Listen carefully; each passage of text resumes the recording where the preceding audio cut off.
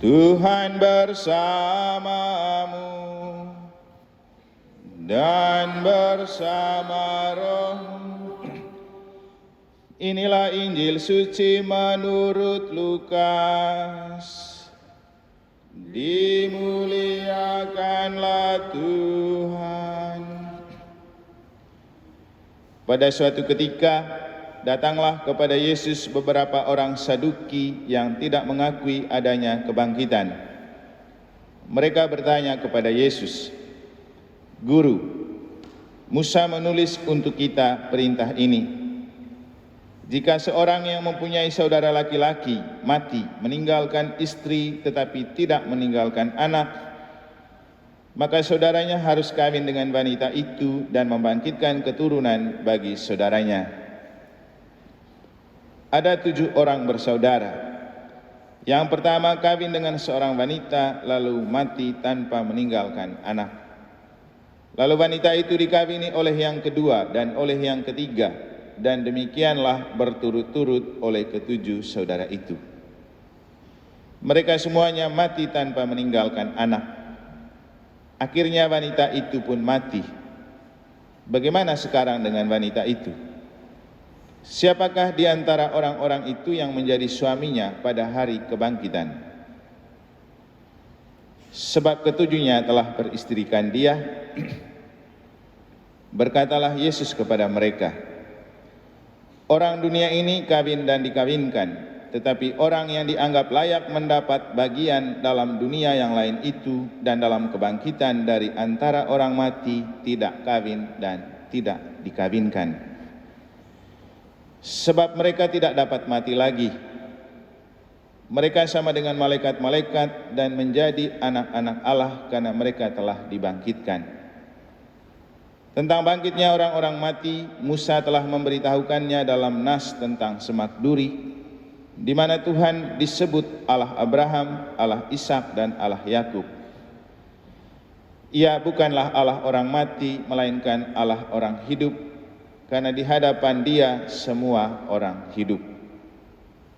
Mendengar itu, beberapa ahli Taurat berkata, "Guru, jawabmu itu tepat sekali." Maka mereka tidak berani lagi menanyakan apa-apa kepada Yesus.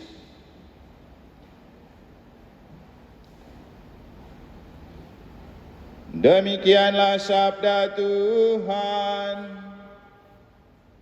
Terpujilah Kristus.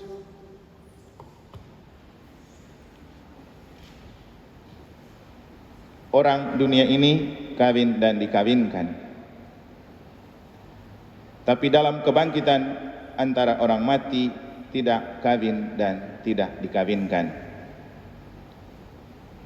Bapak, Ibu, saudara-saudari, adik-adik dan anak-anak sekalian yang saya kasihi dalam Tuhan, ketika di dunia akhirat tidak ada kawin dan dikawinkan, pertanyaannya adalah bagaimana mereka yang ditinggalkan oleh salah satu pasangan ketika salah satunya duluan mati dan yang lain masih hidup. Bahwa dalam kenyataan tidak semua orang ketika salah satu pasangannya meninggal lalu dia menikah lagi. Ada yang istilahnya cinta mati, artinya walaupun sudah mati tetap mencintai. Bagaimana hubungan mereka tetap terpelihara dan bagaimana kita memaknai keberadaan dan kenyataan itu dengan apa yang dikatakan oleh Yesus bahwa setelah mati tidak ada kawin dan dikawinkan. Cerita ini mungkin bisa menjadi sebuah inspirasi untuk kita. 2 malam lalu ketika sudah merayakan misa 100 hari Oma Subur, saya pergi makan-makan bersama dengan 2 oma di bagian belakang rumah. Satunya omanya Sinar Rahayu, satunya omanya Toko Rahayu. Lalu saya guyonin mereka sambil makan. Saya bilang, "Bagaimana? Masih kangen opa-opa?" Mereka bilang, "Iyalah Romo."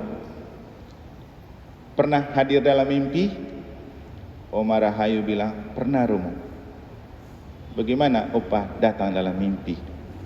Pokoknya waktu itu dia datang, dia mau ke kamar mandi, lalu ketika melihat saya, dia toleh lalu tersenyum. Oma Sinar Rahayu lain lagi. Begitu saya tanya bagaimana, Opa tetap ada di hati, langsung dia buka HP-nya dan dia tunjukkan di layarnya ada foto antara dia dan Opa. Lalu dia malu-malu sambil tertawa begini. Lalu saya bilang, kecup Opa ya. Kemudian mereka bertanya, Romo, emangnya orang mati itu masih hidup sama kita? Saya bilang, itu sudah. Kalau mereka hadir dalam mimpi dan dalam bayangan dan khayalan, itu adalah tanda mereka itu tidak mati. Mereka tetap hidup dan masih mau menjaga oma-oma. Yang mati itu cumanlah badan, tetapi jiwa tidak pernah mati. Tetapi dalam iman kita, kalau ada orang mati yang datang dalam mimpi, itu pertama tanda bahwa mereka tidak mau terpisah dari kita. Tapi yang kedua, dengan cara itu mereka datang meminta untuk kita mendoakan mereka. Mungkin mereka perlu didoakan. Oh gitu ya Romo? Iya. Dengan cerita ini mungkin kita bisa sedikit memberikan makna bagi kata-kata Yesus, bahwa setelah mati tidak ada kawin dan dikawinkan. Karena status kawin itu status dunia, bukan status setelah mati. Setelah mati tidak ada status suami atau istri. Status itu tercabut dengan sendirinya. Makanya ketika ada salah satu yang meninggal, orang bisa menikah lagi dan statusnya bisa bersuami istri lagi. Tapi kalau sampai ketika sudah mati masih mencintai pasangan yang telah meninggal, itu artinya karena yang paling penting dari pernikahan bukanlah soal status menikah atau tidak, tapi cinta yang tidak pernah mati. Bahwa suami boleh mati, istri boleh mati, meninggalkan istri atau suami, tapi cinta itu tidak pernah mati.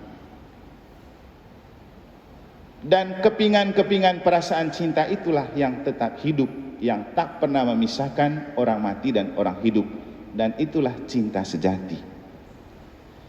Maka berbicara tentang kebangkitan, yang kita bicarakan adalah cinta sejati. Cinta yang tidak dibatasi oleh status kawin atau tidak kawin. Yesus saja tidak kawin, tapi masuk surga kan? Karena hidup di dunia tidak bisa kita samakan dengan hidup di akhirat. Seringkali kita membanding-bandingkan hidup di dunia itu nanti sampai di akhirat begitu terus. Tidak. Beda jauh antara hidup di akhirat dan hidup di dunia. Dan yang paling penting di hidup akhirat itu adalah soal relasi pribadi dengan Tuhan. Maka kenapa kemudian saya mengajak Bapak Ibu untuk jangan lupa iman pribadi. Apapun yang kita lakukan ketika kita ikut misa, ketika kita berdoa, ketika kita ikut bakti di gereja, itu tentang relasi pribadi kita dengan Tuhan. Ketika mati, Tuhan tidak tanya, siapa saja keluargamu. Dan Tuhan tidak bilang begini, oh kamu anaknya si ini, atau kamu orang tuanya si ini, ya sudah, karena dia baik, kamu masuk surga. Tidak. Pribadi punya nama masing-masing ada di daftarnya Santo Petrus di pintu surga. Maka hidup beriman itu adalah perjuangan untuk kita selalu ada dalam genggaman Allah. Sehingga entah mati sebagai suami atau istri tidak terlalu penting. Yang penting cinta sejati tetap hidup dan kita tetap ada di tangan Allah. Maka yang paling penting dalam hidup bersuami istri adalah menjaga kepingan perasaan cinta untuk tidak pernah mati. Sehingga walaupun salah satu sudah mati, kita tetap merasa memilikinya, dan itu yang membuat kita membawa dalam doa. Kita berdoa untuk dia, dia berdoa untuk kita di hadapan Allah. Itu yang paling penting. Karena Bapak Ibu Saudara-saudari, dalam kenyataannya ketika salah satu pasangan meninggal, tidak semua orang mampu bertahan untuk tetap mencintai walaupun sudah mati. Apalagi yang laki-laki ya. Kadang-kadang belum sampai 40 hari istrinya meninggal, sudah ada yang baru lagi. Cepat sekali. Tapi ada juga yang bisa bertahan. Sehingga bagi kita paling penting adalah bukan tentang setelah mati masih ada kawin dan dikawinkan, Tapi yang paling penting setelah mati kita tetap masih punya cinta sejati. Cinta untuk pasangan, dan paling penting Tuhan tidak pernah berhenti mencintai kita. Semoga Tuhan memberkati.